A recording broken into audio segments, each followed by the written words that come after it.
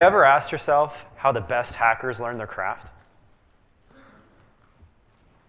Have you ever thought about that? And by hackers, I don't mean criminals, people who break into people's websites and commit acts of fraud or theft. I mean hackers, people who can go out and make computers bend to their own will. I'm fascinated with this question of how the best hackers learn their craft because I see hacking really as one of the high levels of a creative exercise. I mean, think about it. Often in today's life, we're trapped into a particular world that a vendor gives us. For example, if you buy an iPhone, you're trapped in this app ecosystem. But hackers, they can free you from those ecosystems. They can take those computers and make them do something they're not supposed to do, something extraordinary. I've been studying some of the most high-performance hackers for a long time, and I think there's a system that you can use to build high-performance hackers, and just as importantly, build teams and pipelines of computer security talent, hacking talent. Before I get into that, though, I want to introduce you to some of the world's best hackers, just to give you an idea of what I mean by this. So this, in my field, is a very famous hacker. His name is George Hotz. He was a CMU student, and he was a member of one of my hacking teams. And the reason he was famous, or infamous, if you will, is when the iPhone was first released, it was tethered to only work on AT&T. Now, this was purely a business relationship, not a technology limitation. It was done by Apple and AT&T for no other reason that they want to box people into a particular solution.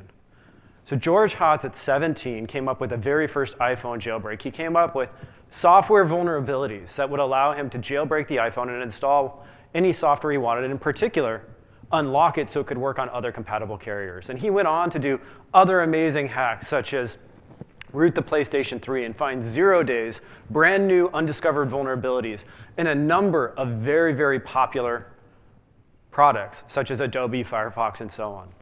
Or people like the last Pwn2Own winner, Richard Zhu. So Richard Zhu is a Carnegie Mellon student as well. And at Pwn2Own, if you think about it, it's an amazing contest. The rules are pretty simple. You're presented with a laptop running a fully patched version of the operating system with the most up-to-date version of the web browser. There's no known vulnerabilities in these. This is the best at that time that large companies like Microsoft, Apple, and Google can build. So you're presented this laptop, and your goal is to break into it. So you sit down, you use your years of training and expertise to come up with new 0 days, and then you demonstrate them by showing that you can get into that computer and have persistence. You can also make a lot of money doing this. It's not uncommon for people to make hundreds of thousands of dollars when they find those new 0 days, because it's a creative exercise, and when they find those 0 days, they turn them over to vendors so the vendors can patch their products and make them better. So the subject of this talk today is what makes someone like Richard or George tick? How did they get to that level? And I want to start a conversation of this because I see hacking as a sport, something that we need to start building training and curriculum around to get to those higher levels. So at Carnegie Mellon, I'm a professor, and I run a competitive hacking team across the world, Korea, Russia, and in the US. They're competitive hacking contests where teams of hackers battle in full spectrum combat. These are on closed networks, it's not the open internet, set up by hackers for hackers. And the name of our team is the Plaid Parliament of Honing. It's been the #1 US competitive hacking team since 2011, the #1 overall in the world 3 of the past 7 years, and it has won 4 of the past 5 DEF CONs. And DEF CON, if you've ever been to it, if you go to where the hackers are, is the Super Bowl of hacking. It's where people like George and Richard compete against others at their same caliber to see who can break into others and who has the best defense. So in this talk, I wanted to cover some of the lessons that we've learned and some of the thoughts that we have about how we use and how many of the experts, people like George and Richard, use games called Capture the Flag contests to really master their skills. And the reason I think that this is important is sometimes when I look at industry solutions, they're a little bit different than how the top hackers I know went and built up their skill set. I also want to talk about how these hacking competitions, these Capture the Flag contests, help gamify learning about computer security, how it makes it fun. And then I want to also talk about what it takes when you get to that top level to become a hacker and how to continue building a top-ranking team. But I think there's a message in how we've set up the system, which is how do you build a pipeline of hackers? So at Carnegie Mellon University, since 2011, we've been the top US team. We also have, if people work hard, turnover every 4 years where those undergraduates graduate. And so we had to set up a system where we expect people to leave our team every 4 years and to be able to refresh it with the same level of talent that we've enjoyed in the past. And so I'll talk about how we do that, because I think in industry we all face challenges of recruiting and getting that top-notch talent. So first, let's talk a little bit about what a CTF is. How many people here have played any sort of capture the flag contest? A large number, but not everyone. So CTF contests are not the physical running around on a football field contest. They're the digital equivalent of it, where we give people a basic challenge, or a challenge, and their goal is to solve that challenge. And the way we know they solve the challenge is they're able to provide a flag, which is just a text token that shows that they could figure out the solution. So this is a beginner CTF challenge. And if you read through it, there's a little bit of a story here about a robot trying to get home and it can't boot up. And when the robot doesn't boot up, there's an error message. And then it says, what's the flag? So what we do is we start challenging people to think, how can you solve this sort of problem? Suppose you had an error message on your screen. How would you go about solving it? Does anyone have any suggestions?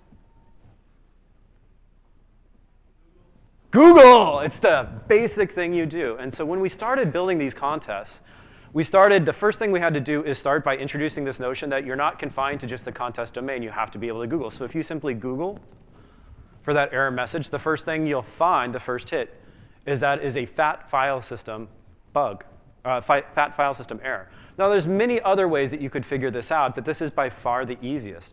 And once you see that, you enter the word fat in as the key, you hit enter, and you get points.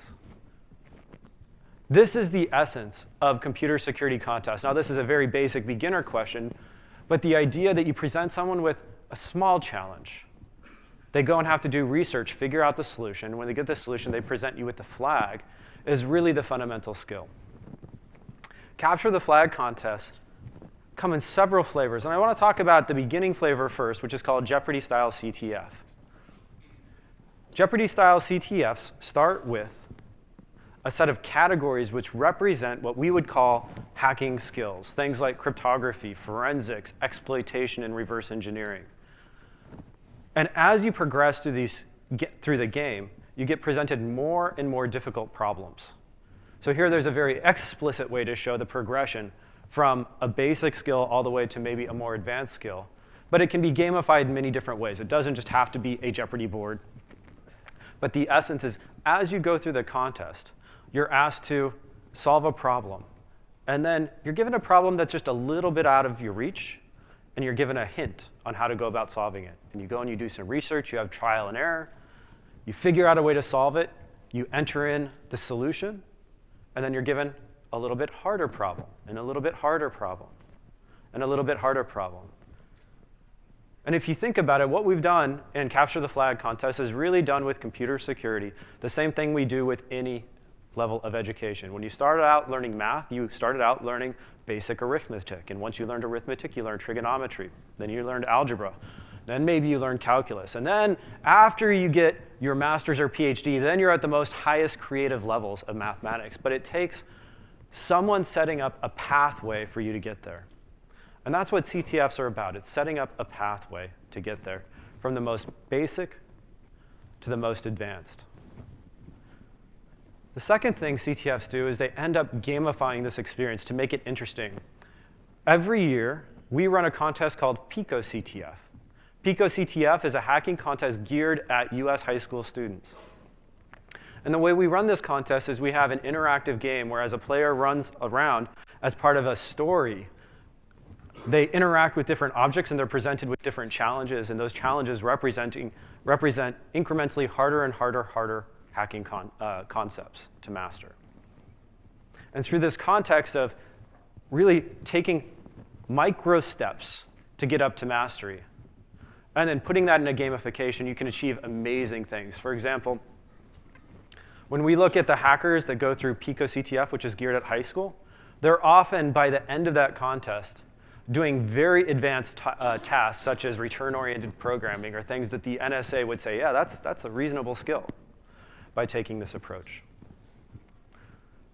So when you go about designing CTFs and you're trying to build a top-right hacker, I think there's 3 core principles to take into consideration. The first one is the core idea between CTFs is applied deliberate practice. Now, this is quite different than throwing someone into an arena, and I'm somewhat against hacking contests that start off with just throwing someone into an arena, because they haven't reached that step that they have a basic understanding of the techniques that it would take to succeed. So in CTFs, we give them challenge, and then another challenge, and another challenge, and you get familiarity, you get insight, you start to understand and get a feel for what you're doing in computer security. The second principle is autodidactic learning. In computer security, as in any field of computer science, things move far too fast for me to sit up here and pretend to be a master for which I impart all the knowledge in the world upon a student. Instead, we have to set up a system where when we give people a challenge, we let them go and do research themselves on how to go solve it, and then apply that research to a particular problem. And again, doing this in a sequence of steps. If you start with this idea that computer security is autodidactic, then what you end up with when people participate is this mindset that they don't know everything, but they can figure it out. Finally, and one of the things I love about hacking is to focus on creativity. And I'll talk more about that. But in essence, hacking is about making computers do something that they weren't intended to do. This is a creative exercise about what's possible as opposed to what you're given. So if we go through these principles on applied deliberate practice, if someone said, how do you teach program exploitation? How do you get someone to the level where they're finding 0 days in Internet Explorer or Google Chrome? Well, if you think about it and take a very simple example, such as a buffer overflow, I can explain in a lecture very easily what a buffer overflow is. In fact, this audience, we can very easily explain that, well, the programmer allocated some space in a program, but a user can provide input that's greater than that space. You put too many things on the shelf collapses. And we can go into more technical explanations, but at the end of the day, those are lecture-based. They're me telling you how it works. And a recurring thing I found in the university is I'll get up and I'll spend my 90-minute lecture talking about this is how you do a buffer overflow. This is how you exploit a heap overflow or an integer overflow. All the students are sitting there going, yep, I get it, super easy. I understand it. And then you sit them down in front of a problem and they're stumped. And that's because you have to provide a way of not just knowing the knowledge, not just understanding the technical high-level theory, but of applying that to practice. For example, if you're going to try to master buffer overflows, you have to think about how can I give people a problem where they have to determine what the real program buffer size is. It's not just this abstract. There is a program buffer size, but how do you identify it in program, the next program? How do you do it when you have source? How do you do it when you don't have source? Simple problems such as how do you create a long user input? In many buffer overflows, you're given something like 4K of input to a program that's very carefully constructed. You don't want to be sitting there on a keyboard typing 4,000 different characters individually. That's way too slow. So instead, you have to teach people how to use tools like Python just to generate user input. And it's really kind of interesting because, for example, at Carnegie Mellon, we get these people who are getting perfect scores on their math tests. They've already done computer science in high school, but they don't have an understanding of scripting tools. And so part of hacking is teaching them how to use these scripting tools to get where they want. How do you create specific attack inputs and then continuing to refine it? So I want to walk you through one CTF problem. So this is a CTF problem for 5 points, so it's considered fairly easy in our hacking contest, where at the end of the sequence, you want to know how big a buffer is. Now, many people, when they look at this program, really, the first reaction is, I have no idea what those instructions are saying. And when we're adults, often we get trapped into fear. If I don't understand it immediately, there's no way I can figure out. And part of what hacking contests are supposed to do is encourage people to go beyond that. So you'll notice in this particular thing, we've given some indicators. First, the point value. The point value indicates this shouldn't be that hard. Second, we've given people hints where if they go and click on the link, they can read about material related to this subject. And we're actually asking them to figure out how it's related to this question. We know it's related, and we're asking them to do it. And so this is where the autodidactic learning comes in. People have to go read the documents and then figure out how to apply it to that problem. At Carnegie Mellon, and far too often, people think of it as this Yoda-like relationship, which is not the case, where I am the master hacker. In fact, sometimes I feel a little bit like a phony when I get up here and I talk to people about hacking because I'm not the best hacker in the room by far. But in real life, I think that this is quite different. I think this is a romantic view that we get from movies. And in real life, it's much closer to autodidactic, where you have to have your students continually master. And the purpose of the teacher or the mentor is just to set up the guardrails, to think about, well, what's something that they haven't done yet that seems within reach? And maybe even I don't know how to do it, but I bet they can, and set up those sort of challenges. So as a real-life example, Richard Zhu, who ran Pwn2Own, had never hacked before in 2014. He started playing a high school hacking contest where he had only done math Olympiads before, and he came in second place nationally in this hacking contest. So he reads this. He, of course, knows very little about programming, if anything at all. He clicks on the link, and he starts going through it. For example, if you read through this link, you'll read things like, well, there's something here called funcname, and you read through it and say, that must be a function. And there's something called EBP that's going to be stored above it. I'm sorry, the return address that's going to be stored above it. You're going to see that the push statement adds 4 bytes for the buffer size. You're going to see that the sub allocates another hex 0x70 bytes. And you add it together. And you know what? The first time you solve this problem, you'll probably type in 78 and then realize that that's in hex and it's the wrong number. And so you have to have this persistence to continue to go back. And you realize, I did it in hex. Now I'm going to type it in decimal with a Google converter from hex to decimal. You type it in, and you get 116. So this is what Richard did. He did this throughout the contest. And he continued to learn. And now, just a few years later, he's at the top of his field. The last part is creative problem solving. As I said, hacking is about making a machine that no one expects is possible, doing things that no one has done before. So if the challenge is simply to wipe your face, this is the hacker solution. And this is a perfectly good solution. We shouldn't be judging it based upon how weird it looks. We should be judging it on, did it get the job done? And I want to get into this, and I want to talk about this hacking, this result versus solution dichotomy, because I think it's a very important thing to get across. In this particular problem, the goal here is to find the flag, and the solution is 116. But if you think about it, that's how I say it, but that's not really what's happening. When I type in 116, that's the flag. That's how I know the user has a solution. A solution is actually the method they went about for coming up with 116. And so at CTFs, we end up checking the result of the solution, not how they went about creating the solution. So this may seem somewhat unintuitive, but it's extremely important to get across that when you're building these hacking contests, you're giving people freedom to explore different ways to get at the right flag, but you're not constraining them to a particular method. And I'd argue that this simplicity is fundamental to creativity, and therefore, it's fundamental if you want to really create an elite hacker, you have to start with this from the beginning. You check the results, you check the flag. You don't then ask them to write a report with how they got that flag and then check that report for accuracy. I've gone into hacking contests in the military where someone has to be able to show that they defended or broke into a server and then write up how they did it, and then someone reads how they did it and checks that they went through the right checkpoints. That's simply checking whether someone can follow instructions. It's not checking if someone can think creatively. And at least at CMU, and what I've noticed from the top hackers, is it's something they rally against. Instead, they look for the creative, the elegant solution. And it's often the one that's unexpected.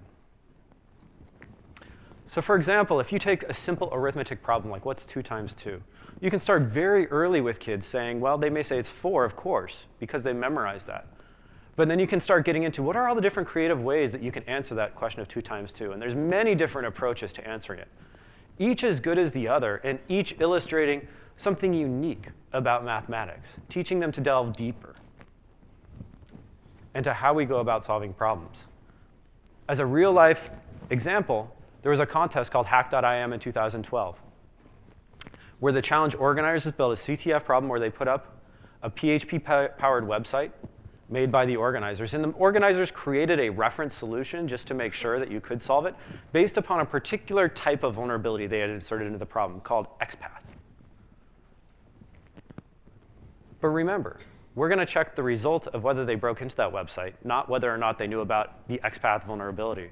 And there was a Dutch team that, when given this challenge, simply found a 0-day in PHP and was able to get in to the computer. And the funny thing is they didn't even know about XPath. They had no idea about this vulnerability, but they found a unique solution around it. And this was really, really important because PHP powers Yahoo at the time. So by finding this 0-day, they had a lot of, they had a lot of power. Since we're at RSA, I wanted to give another example. So RSA comes from the acronyms of some mathematicians who invented an encryption algorithm: Ron Rivest, Adi Shamir, and Len Edelman. And for the purposes of this, I'm going to say RSA we can consider mathematically secure. If there's cryptographers in the room, we can qualify what this statement actually means. But for all intents and purposes, the point is, when you go up and you teach it in a classroom, you talk about how it's secure in the mathematical domain. So if someone encrypts something with RSA, how do you break it? Well, if you're taught that RSA is mathematically secure, you may think it's impossible. But that's not the hacker mentality. We need to teach people to think creatively. And one of the things hackers realized a number of years ago is it's not just about the crypto. It's not just about the math. It's about how it's implemented. And those cryptographic guarantees say nothing about the guarantee of how it's implemented. And so one of the more popular attacks that you can use against mathematically secure crypto algorithms, or something that's strongly secure, are things like timing attacks.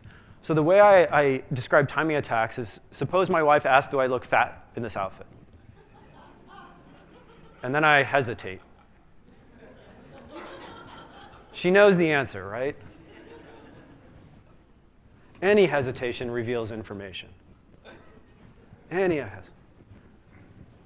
So in crypto, if you look at things like RSA, actually there's a big timing difference between how you do decryptions. And roughly speaking, it's not really implemented this way, but if the key is 1, it takes 1 second to decrypt. If the key is 2, it takes 2 seconds to decrypt. If the key is 3, it takes 3 seconds to decrypt. So simply by asking an RSA server, like a HTTPS server, to decrypt something, I can use the timing of how long it took to infer what the key is. These are the sorts of attacks that end up being the most powerful against modern cryptography, where it's not talking about the cryptography, it's talking about the implementation. And in fact, when we launched this attack, we broke RSA in 2003 as it was deployed in OpenSSL and in Microsoft products. So this just isn't a theoretical construct. It's where hackers, when you teach this, there's a lot of power on how it can apply in real life. So when we're trying to build hackers, we think of what science has told us is the levels of proficiency. The way people learn can be broken down roughly into categories. And the goal is to get to that highest expert mountain where you're the recognized authority. But you start, everyone starts at a basic knowledge and awareness. And as you go through this climb up to become one of the world's best hackers, we think the methodologies that you employ should change with them. So when we start off with someone who's just trying to get an awareness, or as a novice or an intermediate, we run Jeopardy-style CTFs because we're giving people small micro problems, and then we're asking them to come up with a creative solution, where the focus is on learning those fundamental skills, not on learning the art form of how to apply them more broadly speaking. When you get to that top level, you move beyond Jeopardy-style CTFs to attack-defense CTFs. An attack-defense CTF is one where you have teams. Every team sits down in front of their computer. And the goal is to exploit all the other teams on the network while protecting yourself against being exploited yourself. Now, the reason I say that you should leave these to the end is because what these hacking contests teach is not only skill, but strategy. For example, in these CTF contests, one strategy you have to employ is to go after the weakest. Now, you may think that's not friendly, but this is a game. The goal is to win, right? And if you were in a football game and you were on offense, you would go after things that you think the defense had the weakest players on. It's the same thing here.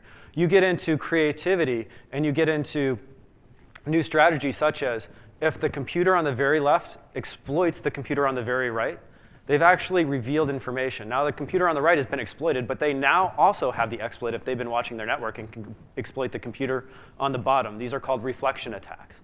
And if you look at top-notch attack defense contests, if you don't do reflection, if you don't steal from other people, if you don't learn as people attack how to attack others, you will never be in the top few teams. So the reason I put this up there, again, to repeat the point, often when you go to CTFs in industry, one of the questions you can ask yourself is this an attack defense?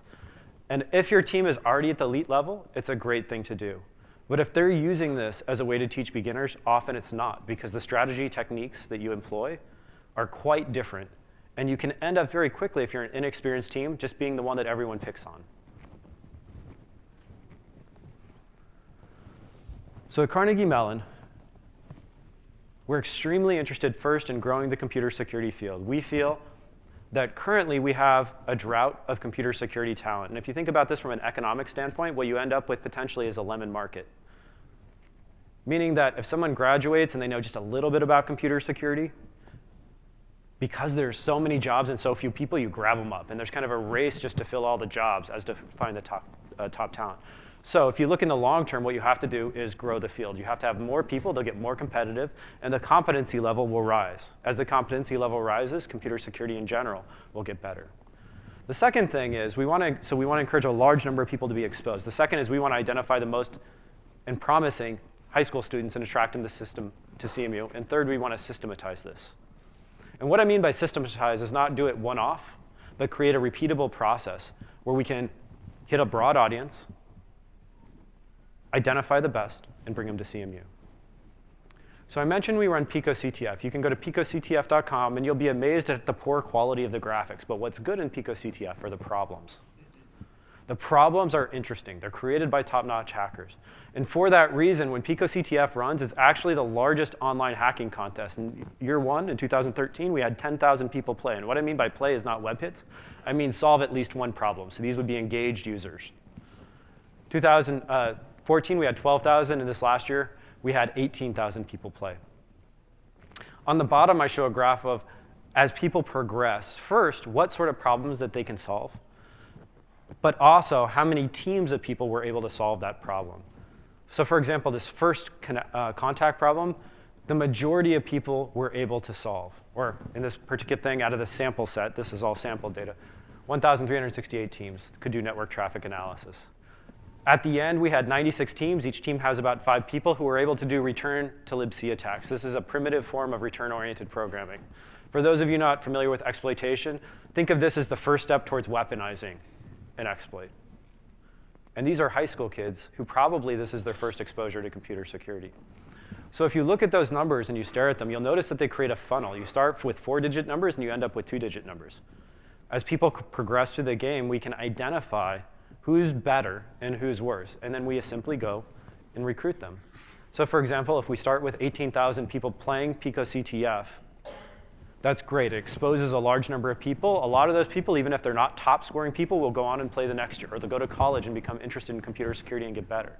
But for those top people, I simply write a letter of recommendation. And I do it for the top 10 teams, meaning the top 50 people, since it's a team-based sport. And I don't write them a letter of recommendation to CMU. I write them a letter of recommendation to college, period. We don't offer a scholarship. We don't ask for, well, much beyond this letter of recommendation. And what we consistently find is because we've reached out and we've touched these people, they've interacted with us, and then I've offered to do something that helps their career, a large number of them that I write letters for want to come to CMU. They then go through the normal CMU admissions process with what's called a VIP status. What VIP status simply means is they still have to be just as qualified as anyone else that we're going to accept. But often in college admissions, you end up with 2 people that look equally qualified. Maybe one was the best at soccer, and the other one did Glee Club. And you're having to decide between these 2. The VIP will always get chosen first. So we use this to build a funnel where once they come to CMU, we put them through our coursework. We run them through CTFs. We get them up to speed where they come in as high school students playing these easy problems, and at the end, they're playing at DEF CON, the Super Bowl of hacking. And we ask them to design the next contest. This is the third part about systematizing. We've set up a pipeline, and we've asked the people who go through the pipeline to help design the next iteration of Pico-CTF. And the reason this is important is when you put out these problems, as I said, there's this mentorship-type relationship where you're setting up the guardrails for education. You're trying to decide what's a basic problem, what's the next basic, what's the next skill, what are the hard problems. And by having people who have gone through a lot of this, they can help you build those challenges as opposed to me just sitting there and writing them myself.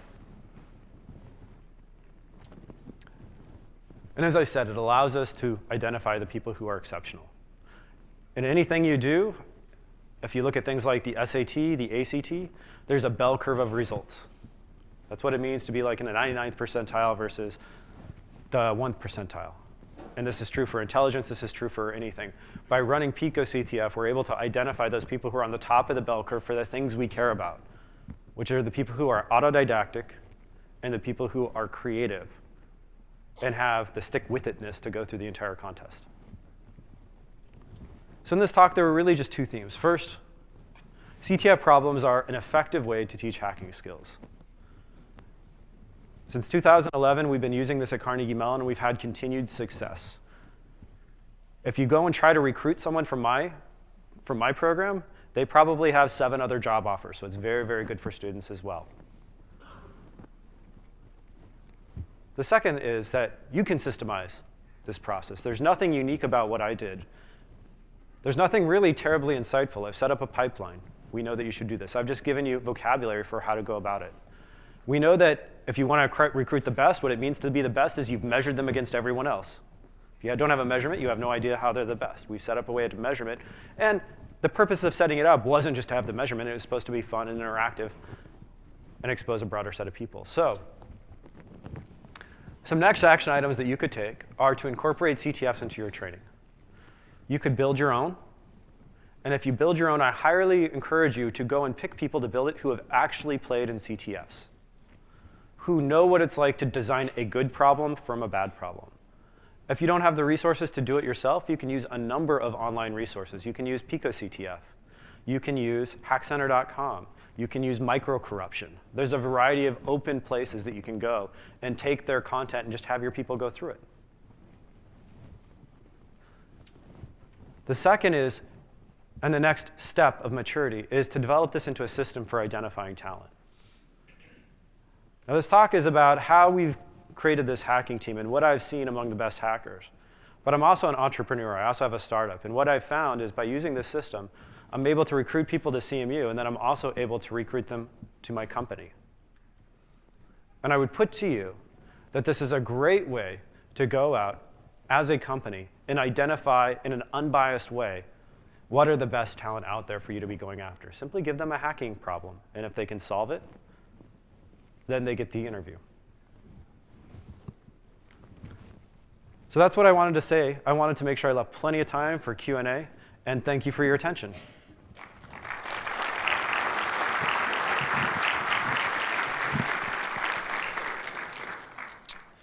Thank you very much. The stats there for your Pico seem to show that the top of the funnel that you're building there is expanding quite nicely. I was curious, for anybody that lands in that funnel that doesn't take up the value proposition of the letter, do you have any concerns about, with the large top expanding, what happens to that talent that escapes the funnel? Are they going elsewhere in the world? Do they maintain that skill set? Are we supplying talent to people that are perhaps not going to use it well? Mm-hmm.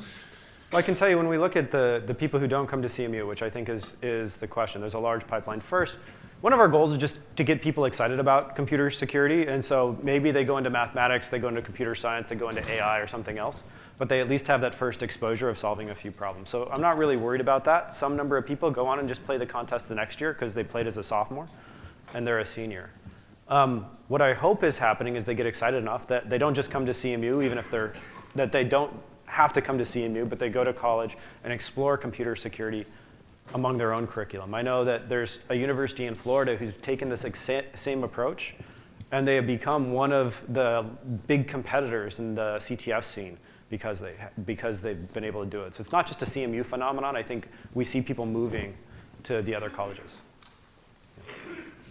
Hi, thanks for the talk. So I've played against PPP in many CTFs, including DEF CON, and one thing that you'll see at DEF CON is that they far outclass every other team, like quadruple the scores of the top Russian, Chinese, Korean teams.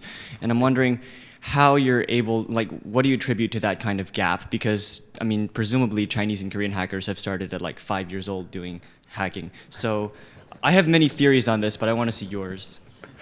So if you played at DEF CON, then our party line is we have secret tools. Okay. So how have we done it? So first, I think we've been very successful at recruiting people to do it. The second thing is we really do look at this creative approach, and throughout the CMU curriculum, when you're a sophomore at CMU, there's an entire course about how computers operate from bits all the way up to high-level programming languages. How do you write a memory manager? How do you write network servers? So at CMU, we don't just focus on how do you write in Java. We focus on kind of those core skills which align with hacking. So I think those are two of them. I think in some ways we're a little bit of a victim of our own success, or we're successful because we're successful. So when you look at us getting exceptionally high scores, we're just very good at recruiting because we've been successful in the past. I'm not really sure what else there is between that. I mean, PPP is an exceptional team because they do practice. I guess I would say one other thing. So one of our top hackers, one of our exploiters, his name is Andrew Weiss, right? Very, very good. And when he was learning about buffer overflows, he didn't sit in the CTF and try to solve it digitally. He would literally print out programs and by hand try to solve them and then check that his hand solution worked in the computer. So he would slow himself down and get away from this kind of guess and check mentality into something that was more systematic. So I don't think there's one factor, but those are some of the things I've observed, and I'd love to talk to you after this talk. Question for you of diversity in your program. Uh-huh. Have you had different experiences with women versus men, and are they equally kind of engaged during this? Are they equally engaged? So I can say on our hacking team, we do have women. I can tell you at CMU, our freshman class for enrollment in computer science is 50% men and 50% women. So at a school, we tend to have really, really good diversity. I can tell you things that are very anecdotal since I'm not a researcher in this field. When we designed Pico CTF, what we noticed was, and these are all generalisms, not Sure. a particular person. There was a larger subset of men who liked the game-based competitive aspect, and one of the things that the women appealed more to women at the time were things like, we're trying to help someone with computer security, or there's a storyline behind who we can help. So I think those are generalisms. I think there's also men who like the story and so on. And so by trying to recognize those demographics, and when we build in the game, we try to build in parts of the game that will appeal to each one of these kind of philosophies, has helped. Great, thank you. So I mentor at a high school for Cyber Patriot, right? Mm-hmm. And one of the challenges is really getting tools that can effectively bring these kids to a point where they can understand how to defend. Your Pico CTF thing, one aspect, we're not supposed to teach hacking skills, which kind of drives me crazy, but it seems like your tool is really about mind. How do you creative thinking more so than it is really hacking? Do you get does if I use that tool, when I get to the point where I'm actually hacking, doing things to hack a type questions that would be construed as hacking? And if it is are there other tools or CTF type things that would be applicable for the defensive side versus the hacker side, right? How do I train people to be defenders? That's a great question, and the reason is I have a very philosophical answer to this. So to me, the words offense and defense are mission sets, and then there's skill sets. What Pico CTF is teaching are skills, and those can be applied to defense or offense. And what I hate is when someone says we have a defensive hacking contest, and I'm like, I don't know what that means. You should be teaching skills. It's like trying to teach math, but saying you should never use that as a nuclear physicist or something like that. It just makes no sense. So for us, we focus mostly on skills, and we focus on how you can apply those to solve challenges. So this idea of you have a full network and you want to defend it, I think that's a very high level, you have to be a much higher level person to actually design a contest around that, because people already have to have that base understanding. And often when I see these defensive contests, they start there, and most people participating, they don't have skills. They're running like Nmap, and that's like the limit of their knowledge. PPP does not stop at Nmap. Yeah, so that's kind of my philosophical answer to it. Well, I'm curious, Yeah. if I were to reach out with you, would you be willing to discuss some of these topics further? Oh yeah, I'm looking yeah, for absolutely, educational absolutely. type things, Yeah. holistically, I think that we make it challenging to actually bring kids that have no understanding of what this is. The teachers don't understand, right? The schools, the principals. I mean, I've had challenges where the schools just to get access to the network, right? They're so scared of this whole thing, they don't understand it, right? And so. Yeah, I agree with that. And part of it is people at this conference, I think we have a responsibility to start changing our vocabulary. Hacker shouldn't be equated with criminal. Criminals are criminals. Like a black hat hacker, for whatever a black hat hacker is, I think what they're saying is criminal. And trying to confuse the two is not doing a service to anyone, which propagates the fear. Anyway, happy to talk. Yes, sir. So from your experience, right, you have seen many of these kids, and they have different specific skill set, right? But I'm sure they are not like a Python programmer or like any certifications. So what characteristics you see those people, those kids can, become like advanced or expert hacking? So we believe if you're an expert hacker, you have to know how to program. You have to know C. You have to, everyone here knows Python in our hacking club. They prefer Python 2 to 3, which kills me to no end. But personally, I don't think you can be a top-notch hacker without knowing how to program. Now, there's a difference between a seasoned veteran programmer and a hacker. So they have to know how to program. They have to know how to write a C program, how it compiles, do kind of academic work on that, because that leads to understanding of how computers operate and how to modify things. A seasoned programmer knows how to abstract and structure building large new software. So I think, at least for our team, every single one of them knows how to program at a CMU curriculum level. Okay. Does that answer your question? Or maybe you're answering something different. That's part of the question, but like from for like a human being, right? Like a personality, is there any like specific, behavior, or those kids will perform better than others?